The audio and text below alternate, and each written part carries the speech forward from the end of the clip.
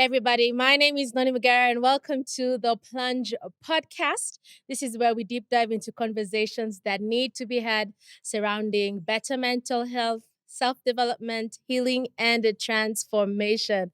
I'm already loving some of the conversations that we are having for season 2, and I am deep, deep, deep in my healing era. So I really feel like what we're speaking about, talking about, is really resonating with a lot of you all. So thank you so much for all the comments that y'all leave on my videos and my DMs. I truly, truly appreciate that. And if you're watching this, please make sure to subscribe. Your subscription really means a lot to the Plunge Podcast. And if you're listening to this on Spotify, please make sure to follow and share. This could possibly help someone out there. All right. So today's gonna be short and sweet. I have my notebook with me. A huge part of therapy is journaling, and this is gonna basically help me with today's topic. And today's topic is: Are you sad phobic? We're learning to navigate life even when we are sad or fearful. So this is one of those conversations that I feel is coming at literally the right time because I was planning on recording this episode last week, and then something happened and I couldn't make it to production, and so coincidentally I had to kind of postpone it. But I feel like it's coming at a really, really good time because I got some negative news. I was rejected. I'd applied for something I really, really, really wanted, and I'm still fresh of that rejection phase. It's only been like 3 days since I was told, nope, we ain't gonna give you what you applied for. And it made me feel really, really sad. And so this is how the universe works, right? Because if I had recorded this episode before this happened, I don't think I would have been in the right mindset for it.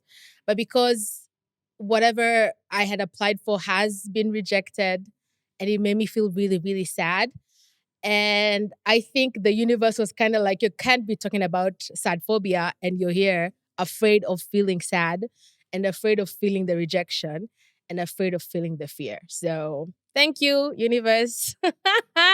Thanks, but no thanks. All right, cool. So also, as we're starting to talk about sad phobia and how to navigate negative emotions and how to lean into uncomfortability, I do want to say that some of the lessons that I was journaling about came from a conversation by Vishen Lakhiani, who is the CEO and founder of Mind Valley. I always talk about Mind Valley, and Michael Beckwith, who is also a spiritual director and speaker and leader. And he's really, really helped me like transcending into becoming who I really am instead of doing to becoming, kind of like a spiritual journey of sorts. So this is coming from some of my digital teachers. And perhaps some of this stuff could be a bit too much for some of you all to navigate. And so I'm here to watch them and understand and listen, and then kind of help you break down how to move from, or rather, how to navigate sadness. All right. So I have like 5 questions that we're going to be discussing. All right. So the first question is: on the days or months or years where we feel gloomy, sad, or even depressed, how can we navigate some of these blue emotions? Today, as I sit here, it's literally a Monday. And so obviously Mondays come with the notion of Monday blues. And it's kind of like, how do we navigate this? So first of all, I've changed my aura. I'm wearing a bright yellow blouse so that I can radiate sunshine, energy. Orange is the color of abundance. So kind of tricking my mind into making it think it's a happy day for me throughout my clothing and how I'm expressing myself publicly. I feel is one of the ways that I help myself navigate sadness. And then sometimes sadness is a companion that is just around you. It's kind of like your shadow in a sense. Perhaps you have gone through a really tough thing, a rejection, like I have recently, or maybe you've lost someone, a loved one, you've lost a friend, or you even maybe lost a job. I have a couple of friends right now who are going through the loss of a job, and I can tell it's really, really hitting them hard. And so someone asked me, how did you navigate that? And I sat with sadness as my companion. Like I didn't suppress it, which is something that we do most of the time. It's very easy to suppress through smoking or drinking or binging on drugs or food. I think that you can take a glass of wine here and there or whatever, but it should not be the reason why you're coping. It shouldn't be a substance to help you cope. Yeah. So just admitting that it's there, in the same way I can say, like, this very bright pillow is right here next to me, is the same way that you say, hey, sadness, I can see you, and I acknowledge your presence and I acknowledge your existence right now in my life. And I'm seeing you as my companion. So that's one of the ways that you can navigate sadness, is through just understanding and accepting that it is there, it's already there. And so just being like, okay, well, I guess you're going to be here for however number of days you need to be here, however number of months you need to be here, however number of years you need to be here. So the fact that you're just accepting that it's there, and you're not suppressing it, you're not resisting it, you're not trying to drown yourself down in misery because of it, and just saying, hey, you know what, I'm sad, just calling it out. I'm calling you out, sadness. I am sad. That's the beginning stage of healing. It's basically a self awareness of your emotions and how you feel. All right. Then question number 2 is, what happens when you suppress sadness? This is basically this is my journal, by the way. These are the conversations that I was having with myself. And this is kind of like a really good way of helping you heal. So the question that I wrote to myself was, what happens when you suppress sadness? Basically, you elongate its presence in your aura. And then it begins to manifest in different ways, and you delay the inevitable. So let's break that down. When you suppress sadness, you elongate its presence in your aura. Let me explain. It's like when you try to not think of something, that thing has or holds more power in your life than it could have if you had the self-awareness to understand and feel its presence. So instead of suppressing it and saying, I'm not sad, let's go turn up, whatever, accept that it's there. Yeah. Because if you don't accept, then you're basically just increasing the power, because it's like, think of like dirty clothes, for instance, or even, yeah, okay, no, let's think of dirty clothes. Yeah. If you have dirty clothes on the floor and then you say, oh, I'm not going to look at that, and then the next day when you come home, you put on a new fresh of pile, a fresh of, like, what am I saying? Uh, an entire, like, pile of clothes on top of the old pile of clothes that you had. And then the next day you come again and do the same thing. And then you come and do the same thing. Now you have a whole entire mountain full of clothes, when initially you only had like maybe 3 blouses and 3 jeans. Yeah. Because you're refusing to admit that there's this thing that's here and it's bothering me. Another good way is sometimes when I'm in my apartment and I leave a glass on the table, for instance, and I'm like, "Ugh, I'll take that later." And then all of a sudden, the next day, it's the same glass and 2 plates. And then 1 week later, it's the same glass, 2 plates, and a carton of like food I didn't eat. They keep piling, keep piling, keep piling. Yeah. But if I was to just remove the glass from the table, take it to the sink and clean it, the next day, I have to deal with something else. Like, I don't have to deal with yesterday's baggage on top of today's baggage. Yeah. And then basically, when you suppress your sadness, it begins to manifest in different ways. So you start lashing out to other people. Um, For instance, when I felt sad about the rejection, I didn't feel like sitting down with the rejection. So I started calling everyone on my call log. And the next day when they're calling me back, I wasn't really responding because I'm, you know, I'm now I'm sad, So it's kind of uh like a negative communication pattern where if if I call you again, you're not gonna pick up because I called you back, you didn't pick up. So what's the problem? I don't like talking about it, but then yet I'm busy calling other people because I don't want to deal with whatever I'm going through. Yeah. So it will manifest in other ways. Sometimes it manifests in anger, where you just start lashing out at other people. And then other times it can elongate into depression, where you're trying to figure out, why do I not ever feel like I have energy to do anything anymore? Um, so that's kind of some of the downward spiral of refusing to acknowledge your feelings of sadness. And then lastly, you're delaying the inevitable, which basically will be you becoming even like going even deeper in emotion, in negativity than you could have easily avoided. It's like prevention before cure. Now you're starting to have to cure an entire disease when we could have easily prevented it at the beginning or on the onset. And then I asked myself, what's the best way to overcome sadness? When I feel sad, which I'm still feeling, but I feel like now it's more like as I sat with it. So the cycle I use to help myself navigate sadness is sit with it, observe it, and then it will eventually flow away. So you sit with it, you observe it, and then it will eventually flow away. So I got my sad news on Friday. As I'm recording this, it's a Monday. So it's been 3 days of feeling sad. The percentage of sadness when I got the news on Friday was 128%. No, 188%.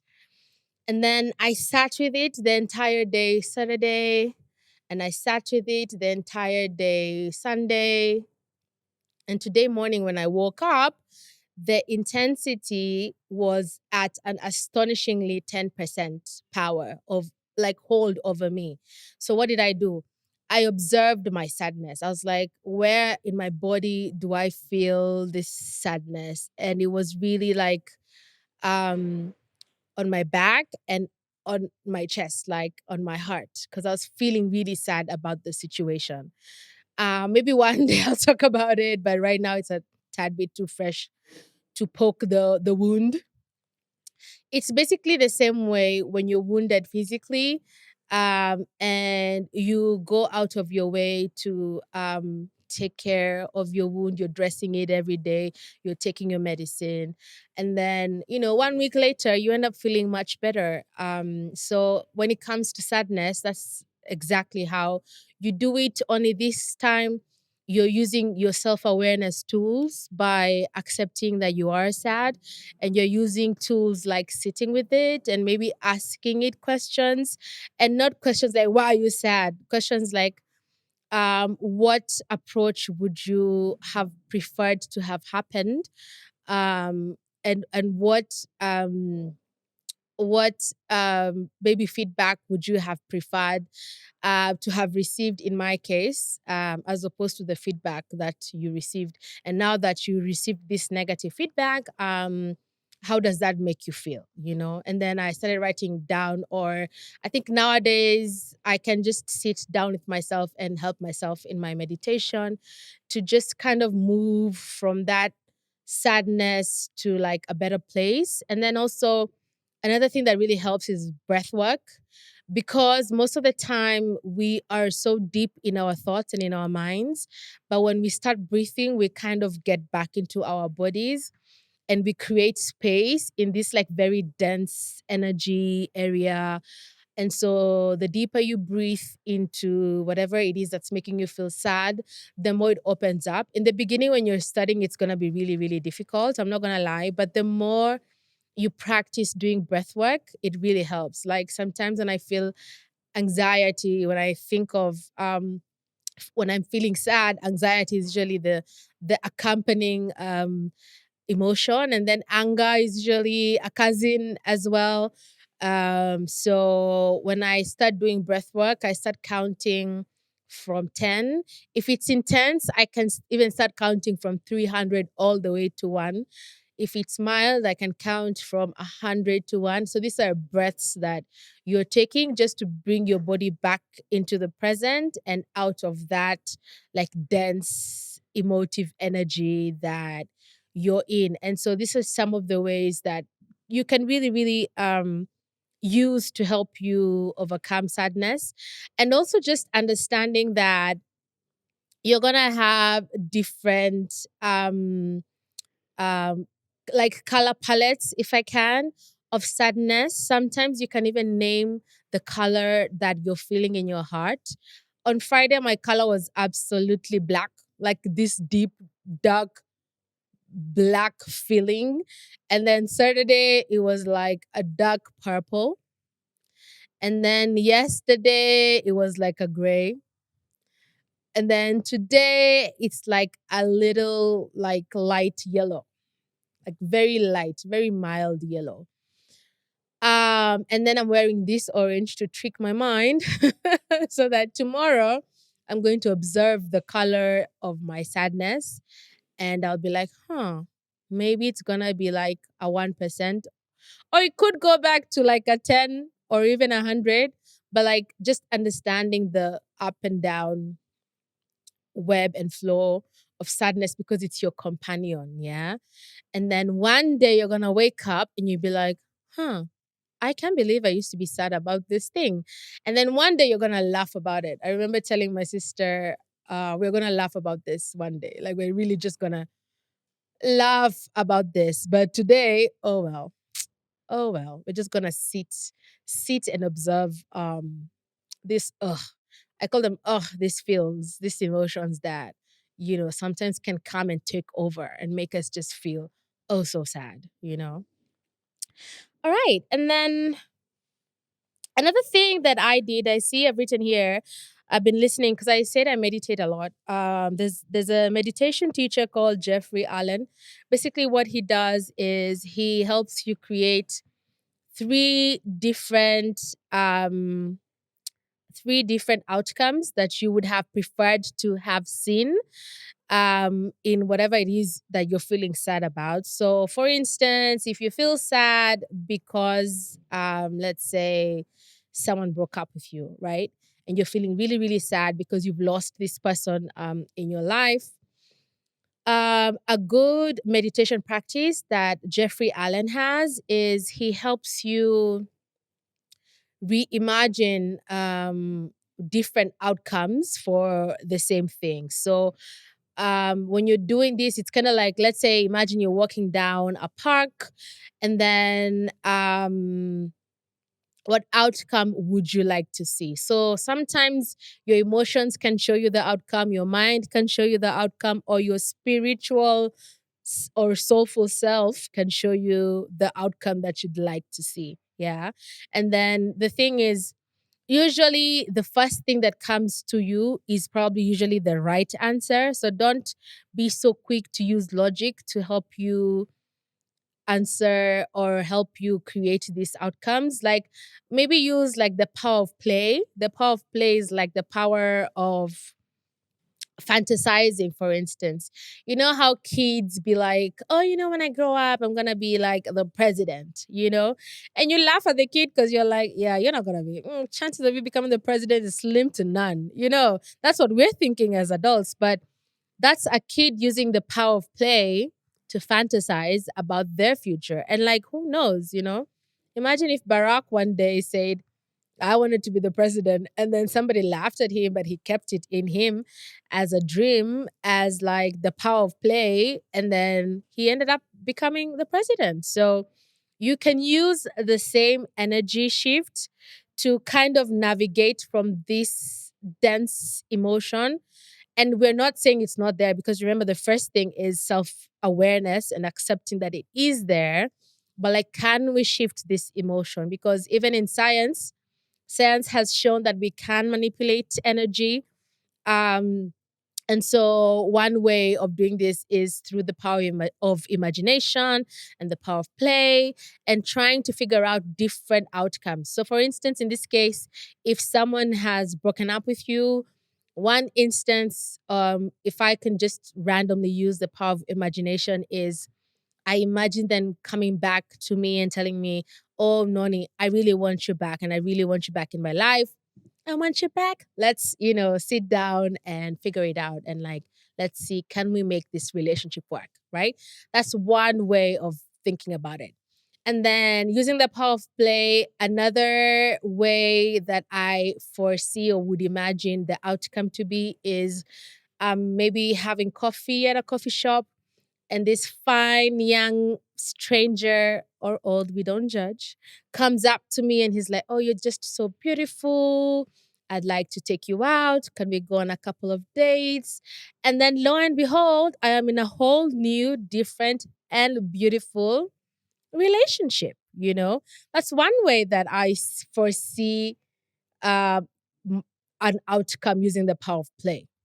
And then a third outcome using the power of play that I would imagine if someone had broken up with me is I see myself doing a solo vacay, maybe going to Cape Town and visiting like Simon Sig wineries and going to Table Mountain and enjoying myself by the beach and just living my best life as a single babe. Yeah. So I've given three different outcomes. And so if I was to rate the power of my sadness before I did this very small meditative practice, let's say I would have said my sadness was like at a 10. But like now, I feel like it's more like a 3.6. Yeah. And so the more you do this, the more you're manipulating the energy, the more you're shifting the energy into something more positive. And then it's a really good way of helping you navigate this feeling of sadness. Because if we keep suppressing it, then it grows into something deeper, like anxiety and then depression. So yeah, I think that's a really good way of using meditation to help you navigate your sadness. And then I had my last question, which was, what can I do to help me navigate sad seasons and events that are happening or that have been happening? This is a really good segue to introduce the fact that we are getting into the holiday season. And what happens during the holiday season is we are going back to our families or our caregivers, our relatives. And these are perhaps sometimes people who have hurt us before, or we have sad emotions when it comes to like going back home, for instance, for Christmas or New Year. Um, I've seen people celebrating Thanksgiving, and then maybe sometimes last year you probably celebrated with like a family member who was there, and then this year they're not there anymore. So maybe the feeling of loss that this person is not there is lingering in the home and no one is really talking about it or touching it. Um, or maybe you'll be spending it by yourself. Perhaps you moved to another country or another region and you don't have like close family or friends, especially in a space where you're seeing people celebrating with family, people having friendsgiving, um, and family Thanksgiving and get-togethers and weddings, and we're literally in the holiday of events happening left, right, and center. And maybe you're just feeling really alone and you just don't feel like you're fitting in, um, or perhaps the people you used to hang out with, you don't hang out with them anymore. You just don't feel connected with them anymore. So you're gonna be alone in this um very festive season. So this is a really good way to help you figure it out. So first thing obviously is total acceptance. Accepting that this time as you're navigating this seasons or these events that it's a little bit different from what you were used to in the past. So just accepting that it just now looks different, you know? It just looks different. It's just, you just have a new normal now. So just accepting that this is my new normal and this is how life is for me right now at this moment. So just saying that, okay, I accept it. Total acceptance. And then the next thing is harvest the good, right? When when you had all this everything that was happening that was sad, all those sad events and the sad memories that are coming up for you, somewhere inside that sad pile was like a gem or two or three or one, or even if it's half a gem. Yeah. For instance, if you had an iconic group of friends and then now, maybe last year, and then now you're not friends anymore. Life has happened, things have shifted. There are some good moments that you guys had. Yeah. So you can harvest a little bit of that good, a little bit of that good energy, and just go ahead and channel that into your now and in your present. If you liked maybe going out to the movies, for instance, um, and they're not available anymore, you can do it on your own. You don't have to wait for someone to give you the green light for you to do something that you like to do or you love to do. For instance, I'm really looking forward to watching Renaissance by Beyonce. And I'm going to have a solo date as I go there. It's something that I would have done with like a best friend or something. But things change, life happens, seasons change. And, navigating um, tough times or navigating when things change. Um, it's just part of life, and you can't really be sad about it or too angry about it. Maybe just giving yourself grace and some compassion as you figure out what to do or as you manifest different outcomes that you'd like to have. So harvest some of that good that you had in the previous past with these people or your family, whether it was your ex colleagues. For me, for instance, this year I'm not going to be having a Christmas party. It's going to be my first year ever not attending a Christmas party because I'm not in corporate anymore. So, yeah, so maybe I'm going to have my own corporate party as a podcast star and a musician. I don't know how that will look like, but I'm gonna navigate. I'm gonna harvest that culture and celebrate something to do with my podcasting or my music in a way or in a sense. Yeah. So that's one way of harvesting a good that has happened from something that brought you sadness.